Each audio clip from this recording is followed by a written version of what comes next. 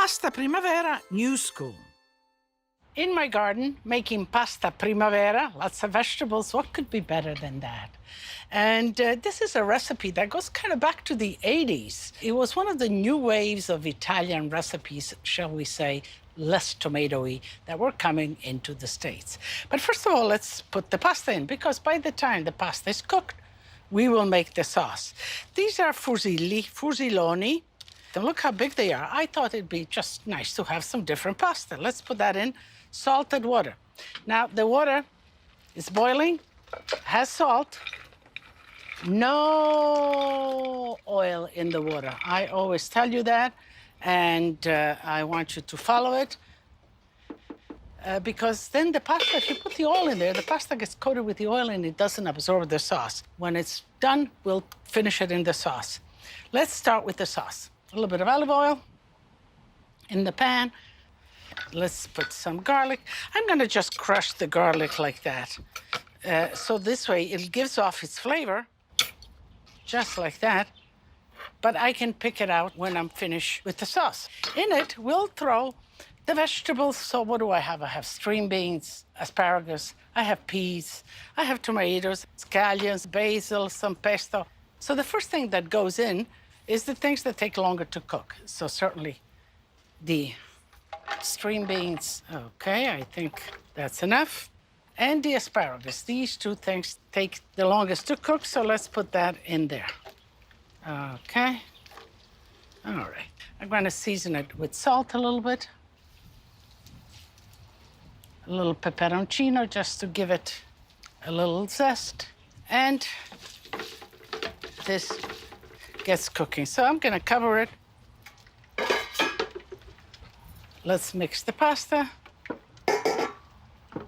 So I'm looking at this, maybe the asparagus and the string beans could use just a little bit of water to kind of steam them up, just like that.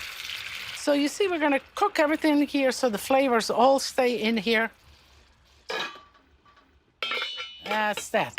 And, you know, I like to put the lid on so that the boiling point of the water comes back as soon as possible. This way, the pasta doesn't lay on the bottom and sticks to each other. They begin to cook.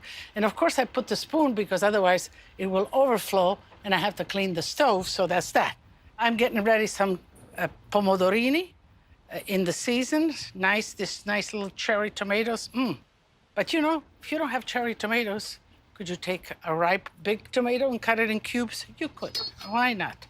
But I think this little tomato's just like that, cut in half. Okay. So we're ready with that. And I'm gonna cut some scallions. And I like to use the green part of the scallions as well. That's very good. A lot of times people use just the white part. And I also have pesto. So let me talk a little bit about pesto.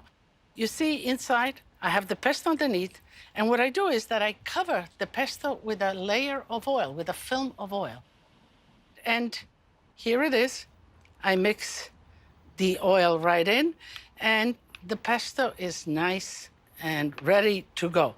So pesto, you never cook pesto a lot or whatever. I like to add it the last minute so that the freshness of the basil is there. So let's check.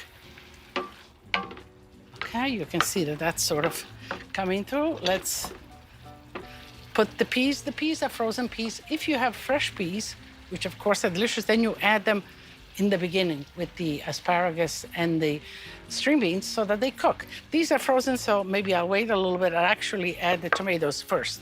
Let the tomatoes kind of cook in there. And I'm going to add the scallions. Okay. All looks good. I'm gonna chop some basil into it now. When you have a basil plant like this, you should cut it right here. Look, right here. This will continue to grow. Do not let your basil plant to flower. Once the basil plant has flowered, that's the end of the growing of the plant itself. It focuses on the flowers, on developing seeds. So nip your basil plants, the top 4 leaves, 5 leaves, and these other leaves underneath will grow into more plant, more basil. And so this way you have your plant yielding, you know, you can harvest it 2, 3 times instead of just once and finished. So we have this going, all right. Okay, let me add the peas in here. So let me add a little bit more salt. And maybe a drizzle of oil. I'm looking at it. There's a lot of water released. Let's cover this. Let's see how. So you see this fusilone, this big fusilli. There's more than 300 and somewhat different shapes of pasta. Each shape has a different functions, if you will.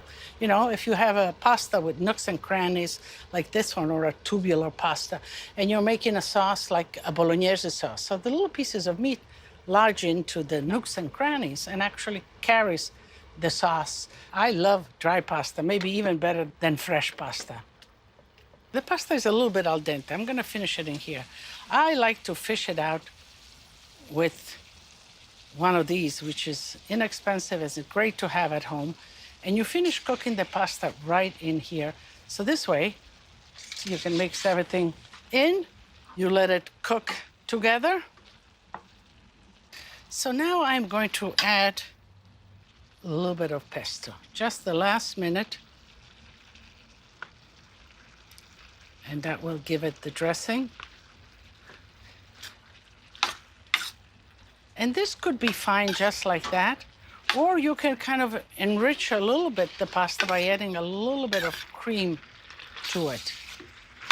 Okay, let's do a little bit of cream.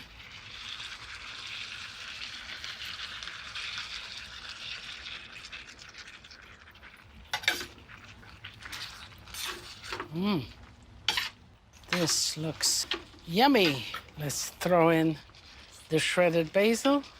The flavors are building and building. I'm gonna put a little bit more of pesto, just like that. Let's see, I have the grated cheese. You add it the last minute to the pasta, just as you're finishing it, like that. You don't want the cheese to cook, but you want it to mix in, so I just closed the flame, actually. Look how great this looks, so inviting. When you're plating and you're afraid of dribbling or whatever all over, always have kind of a plate underneath. You see, that fell. So I'm gonna accompany myself.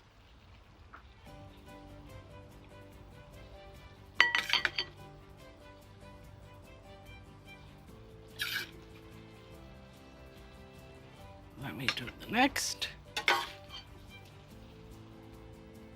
You have your veggies, you have your starches here. Could you add some chicken here? I guess you could in the beginning, but that's Primavera is all about Primavera. It's all about the vegetables. Let's see. How about Lidia? This is for Lidia.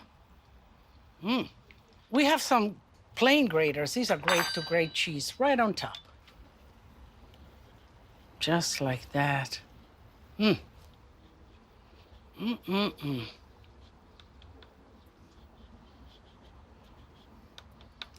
This is a beautiful plate. Let me taste some so that I can tell you. This fusilone is a mouthful, but it carries the basil and all of that. You know, I love pasta, but I need to tell you, it's delicious, it's easy, and I expect you to make it. Is that a deal? Okay, I'm gonna finish this plate.